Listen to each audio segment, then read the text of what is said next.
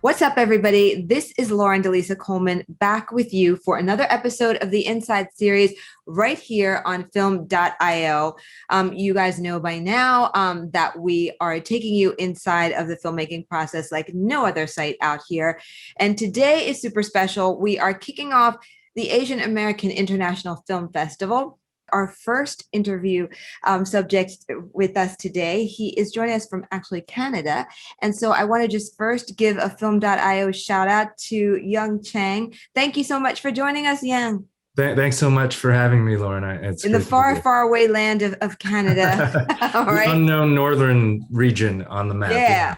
I'm actually in Toronto, Canada. So coolness, the same time closer to New York. As us as New York, right? Yeah. So he is based in China, in Canada, but his story is going to take us to China and more.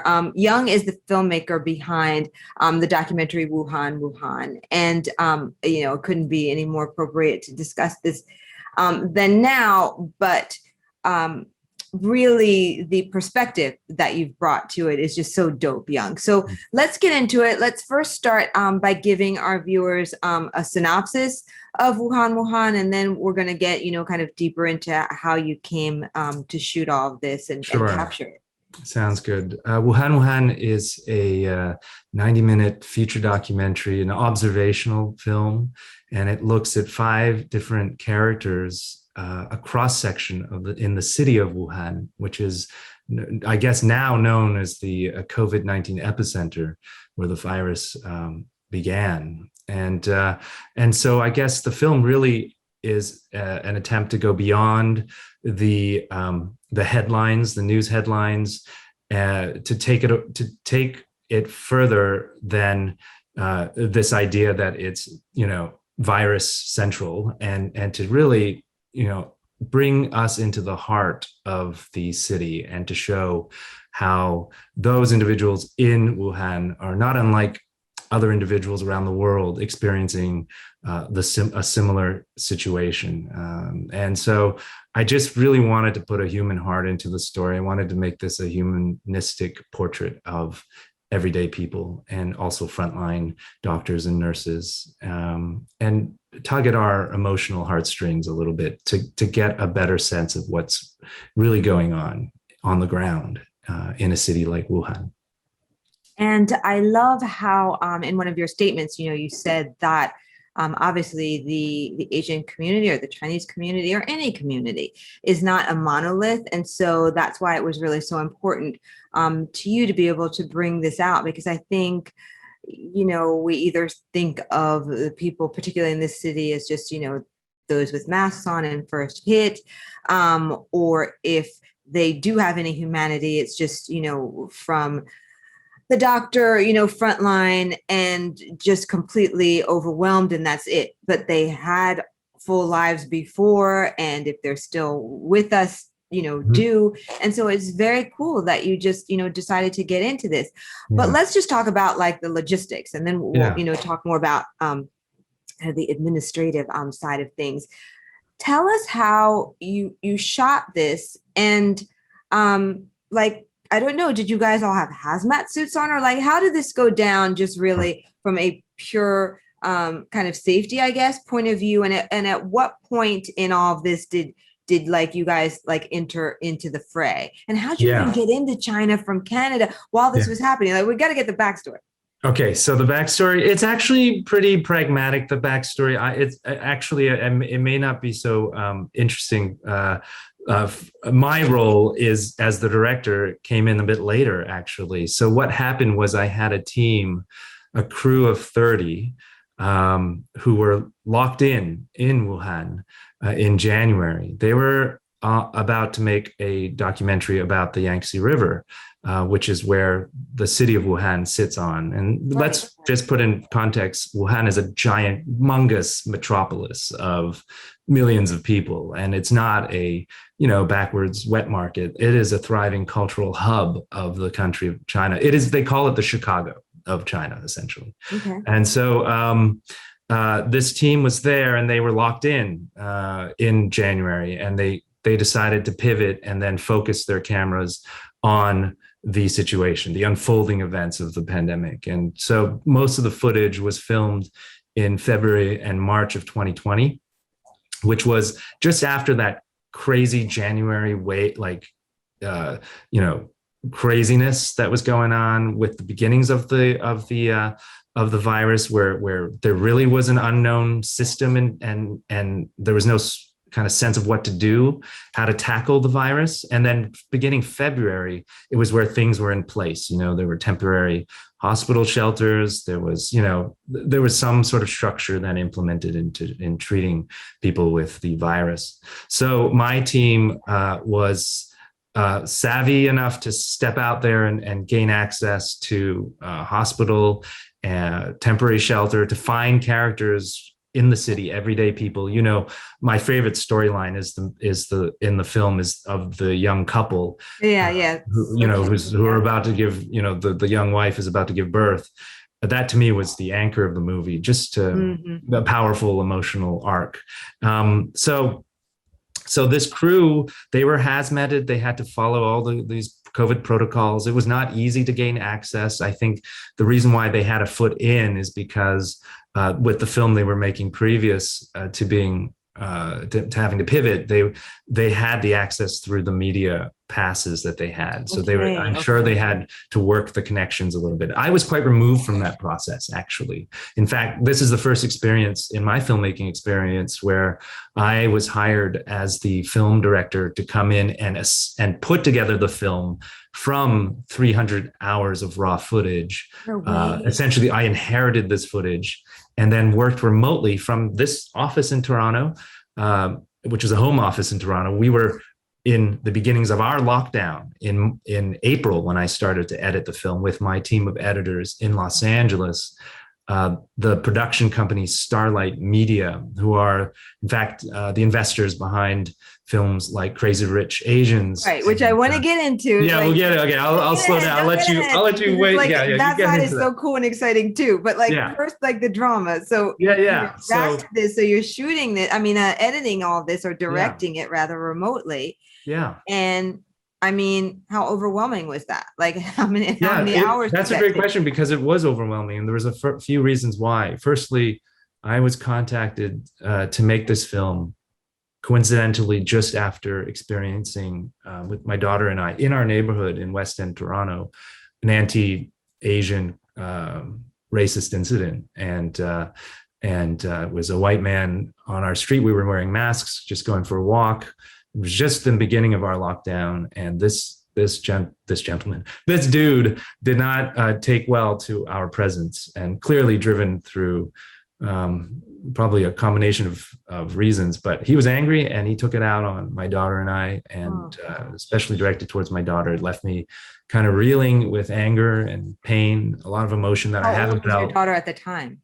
She's 3 in a stroller, and I think at the time, I experienced racism as a kid growing up in a small town. I'm Chinese Canadian. I was born in Canada. My parents are immigrants from China.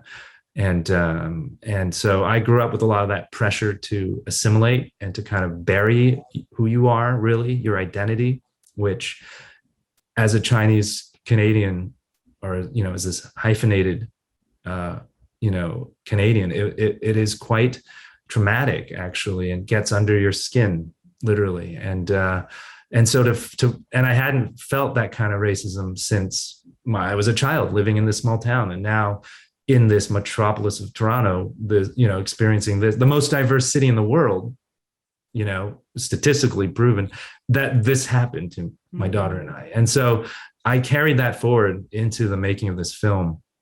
In fact, my entire team did. And we're dealing with the time where, this is spring 2020. Trump is spouting, China, was it Kung Flu and China virus? All this. Yeah. We're just around the corner from those horrible shootings in Atlanta, with the Asians and Asian Americans. And so I think we were all feeling the pain of divisiveness, also coming off of George Floyd and all sorts of, this year has been a reckoning and a time for people certainly people like myself who feel angry, and we are pained and angry and emotional, and we want to step up and do things. Obviously, I channel my emotions through filmmaking. And so I think one of the top line themes of this movie was this idea, and I pulled it directly from this old saying from the 7th century. A Japanese government official wrote a letter to a Chinese government official in the 7th century. And he said, we are from different lands and are separated by mountains and waters, yet above us we share the same sky and the same feelings. And I just wanted to cut through the politics. This is not a political film.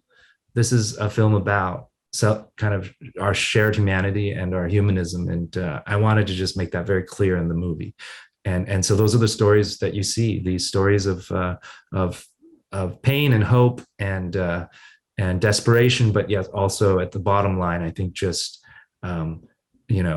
our human species' great ability to survive and adapt. And I think that is what the message is of this movie. Just so but anyway, amazing, just so amazing. I mean, what has been captured, how your life, intersects with it, how that intersects with everybody's life is just, so like madly powerful. I mean, I have like 10 million questions and we only have a certain, amount of time, but just to kind of quickly tie up things, because I'm thinking that given the fact that the team was already on the ground and that, they thought quick enough to be like, okay, let's shoot this. Were you guys, do you think, one of the first to be able to capture? Yeah, I mean, we know stories like there were outside of the media, but something which is really, more cohesive, obviously, like a film. Yeah, and like something cinematic. Like I said, I know you said you weren't on the ground, but of course, there was a lot of I don't know, conspiracy, whatever, about not talking about this or not. We don't even really know what the Chinese government did or did not say at that time. For your crew to be able to, what became your crew, your adopted crew, to be able to get in there and shoot this and at this time, like, isn't this kind of really monumental or what? In my opinion, I think we are one of the first Wuhan films.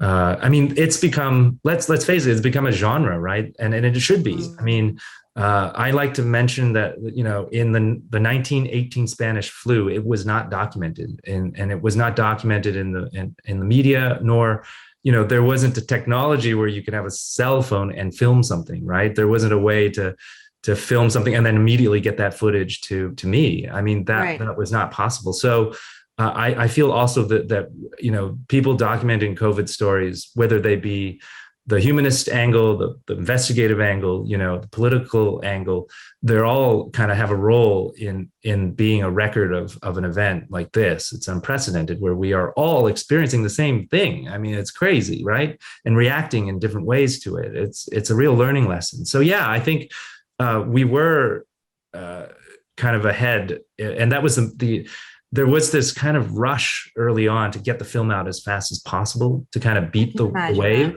And there are other films out there, and in particular, a friend of mine, Hao Wu, who made 76 Days, the other documentary that focuses specifically on a hospital in January, which is quite moving and also a celebrated film.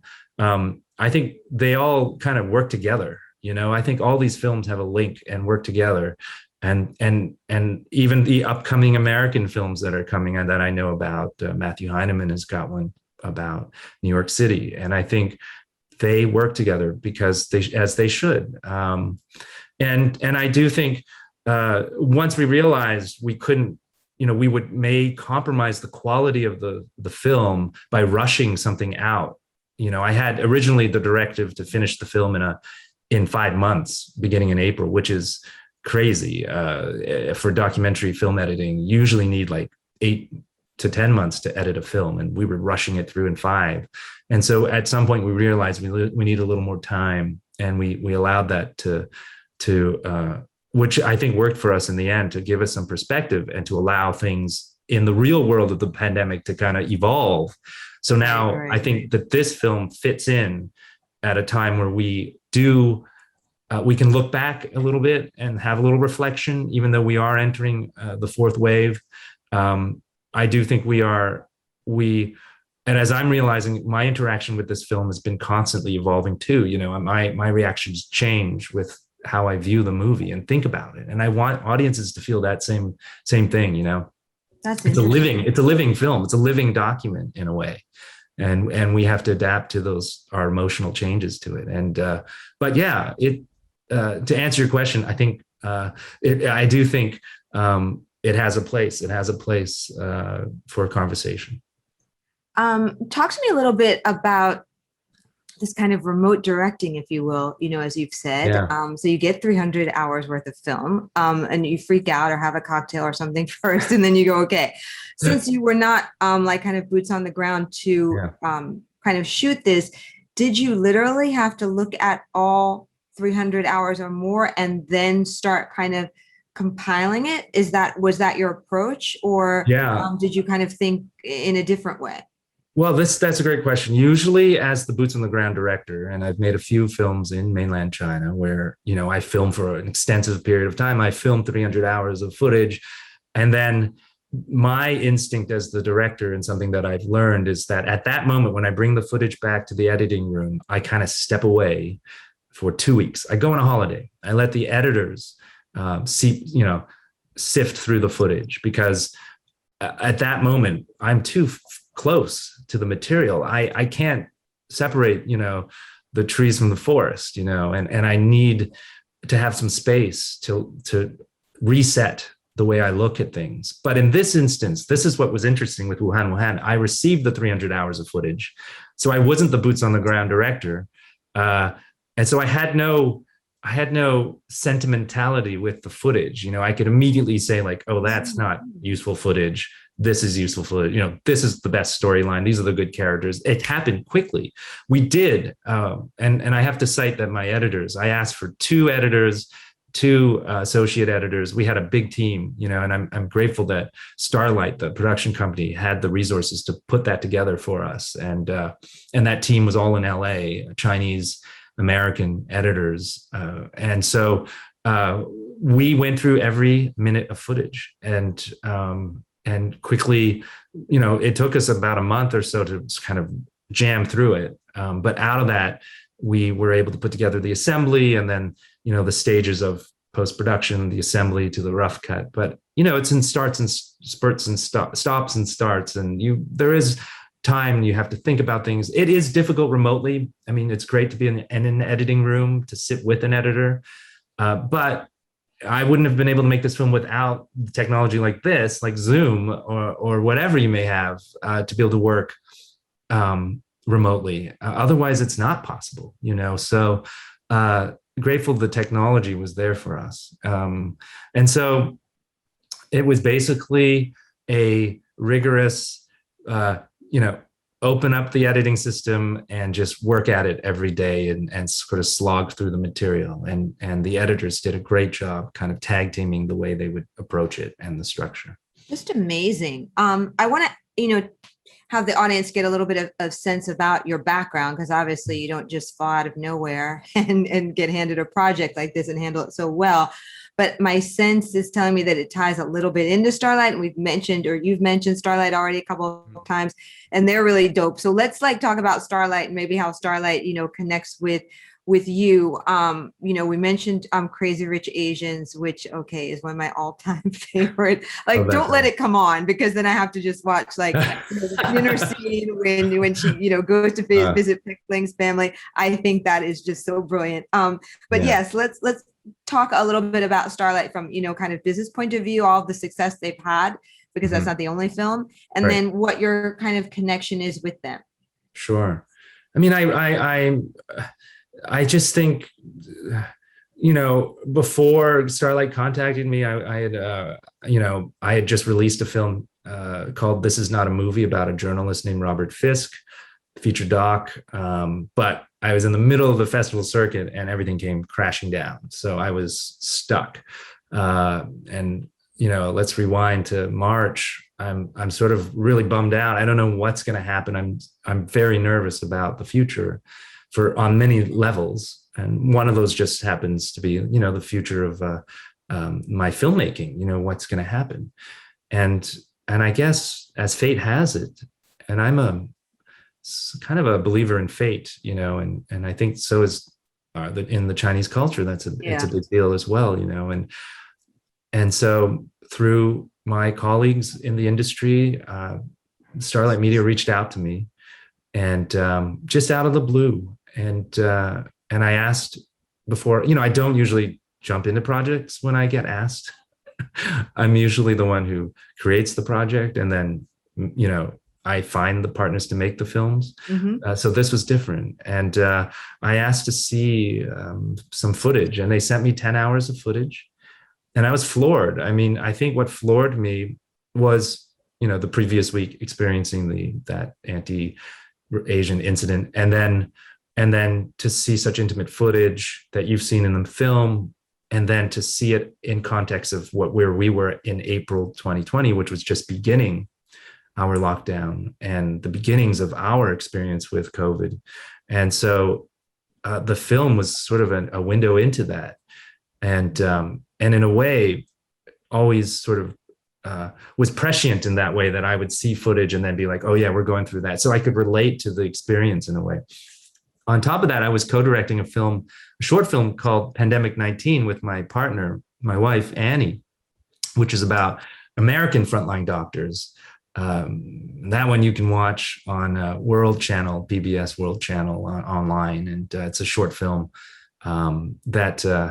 and so in a way there was like an interesting, You just were super immersed in this at this I time. deep dove into, I was like just living it both for your career and your life, at the same time. I don't know how I was saying that I've said this in the past, that I feel like documentary filmmakers especially, or filmmakers in general, are quite resourceful. We're kind of like cockroaches in the creative world. We can adapt and just pivot and just keep going. We are work. I'm mixing metaphors here, but we really can.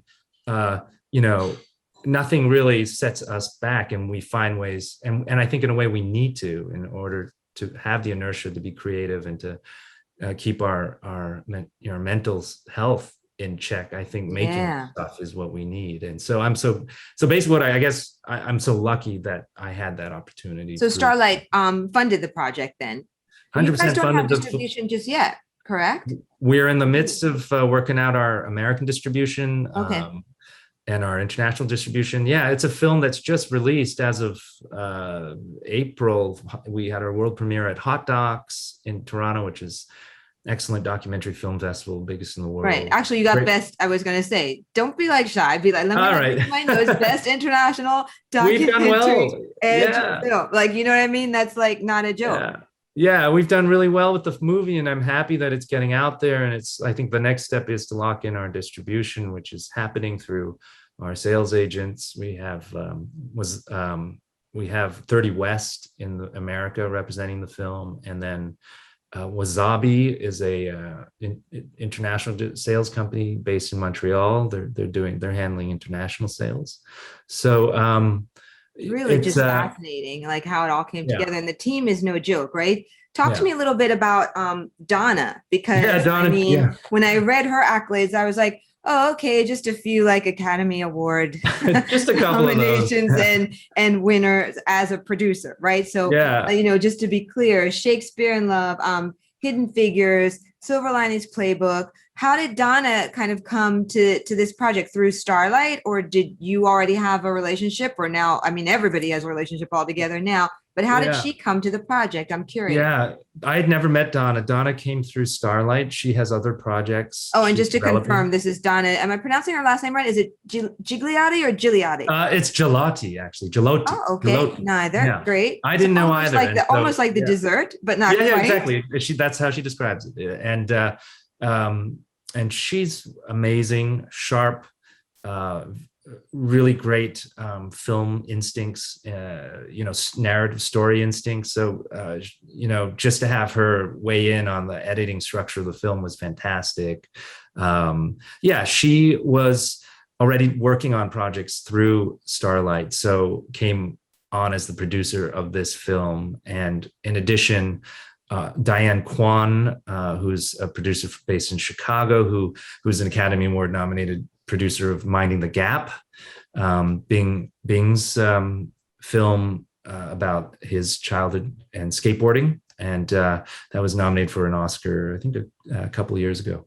But so it was like we had a powerhouse team. Our executive producer, Donnie Yen, the martial arts superstar, Ip Man, the guy that played Ip Man in all those action films and was in Star Wars, like a pretty sweet team. And this was, in fact, Starlight's first actual production that they've ever produced. Because before they just invested, correct? Previous to that, they were executive producing the investors, exactly. And this with Peter Law, the producer as well, who's the owner of Starlight. We had a pretty crack team to push this baby out. And the collaboration was amazing. They trusted what needed to be done. They put the resources in to bolster our team, and worked with the remote situation. When we had the picture lock, I did the post packaging in Toronto at Red Lab, a post house in Toronto. And so, it was like a pretty seamless, very rewarding experience for me and for my team. And I think we were all very moved by the process of making this film.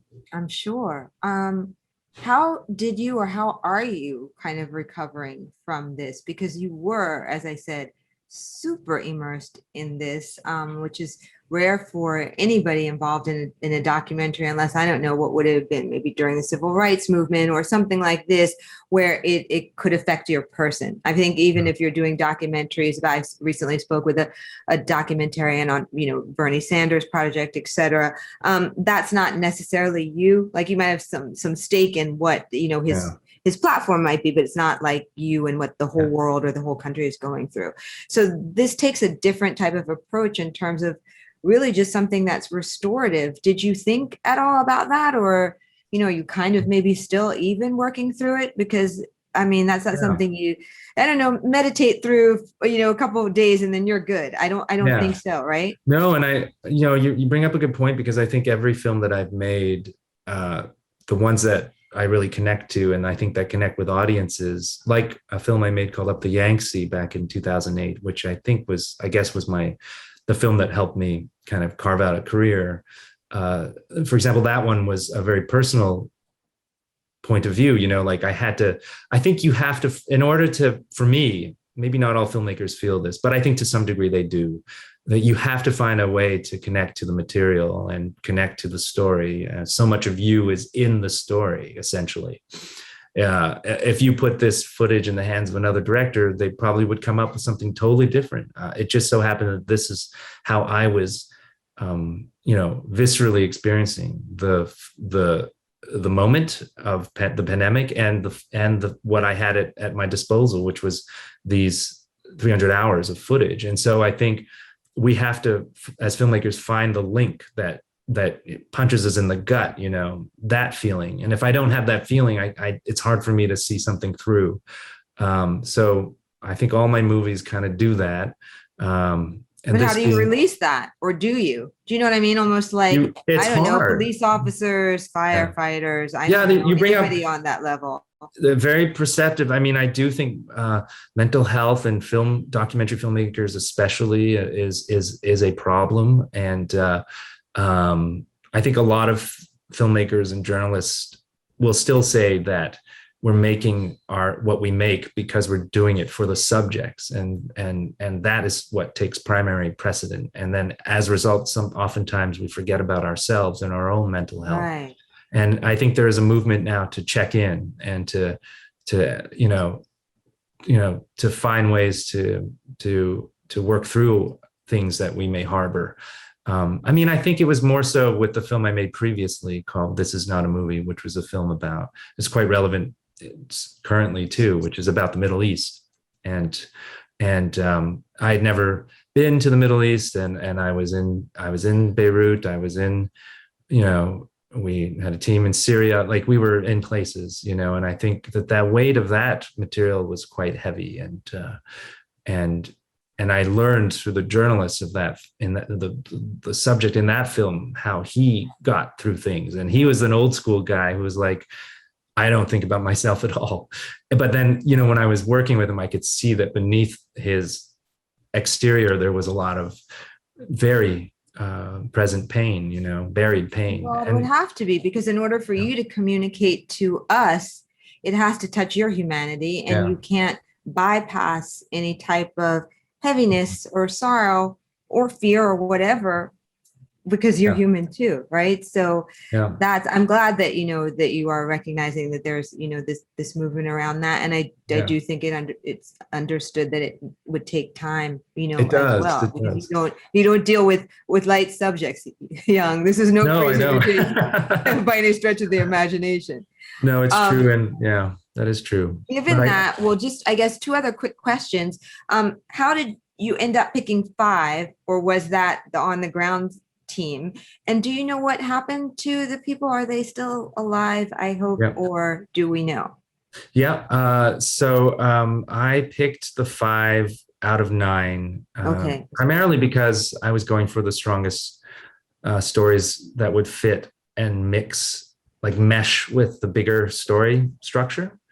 And so the other 4 characters, there was a pharmacist couple who were sort of similar to the young couple. There was, some of these, there was these hazardous waste collectors who were going around, a team of them collecting the waste from the hospitals. And although interesting, I think it just also had repetitive themes, and we had to, at the end of the day, even though the material is very good, if the material was very strong, you still had to kind of make a decision, and they're not always easy decisions. And you may you tackle it a little bit, and it takes some time to get through it, but that in the end it has to serve the bigger film, so that's how we whittled it down to the 5. And each of those characters are alive, as far as I know. As we wrapped the film, there is an epilogue in the film that kind of goes through each of the characters, and they're all alive and well. The one character that didn't make it was a minor character in the film, but it seems to really stand out for a lot of audience, which is the grumpy grandpa character. And unfortunately, he died.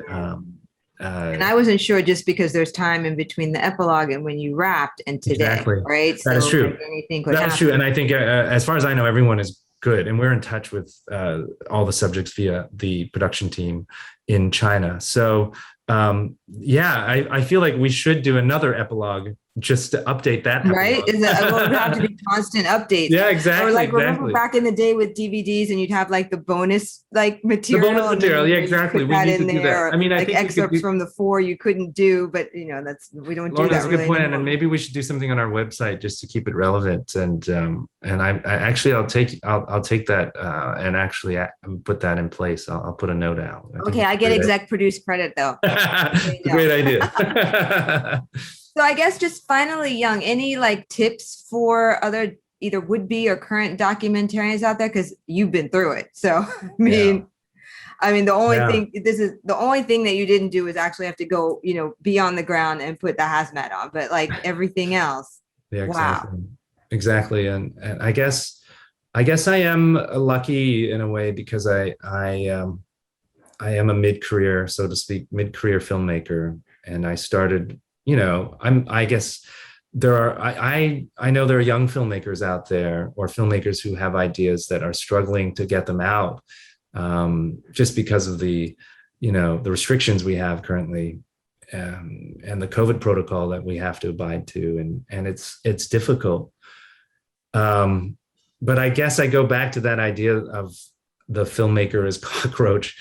I do think all filmmakers would say that.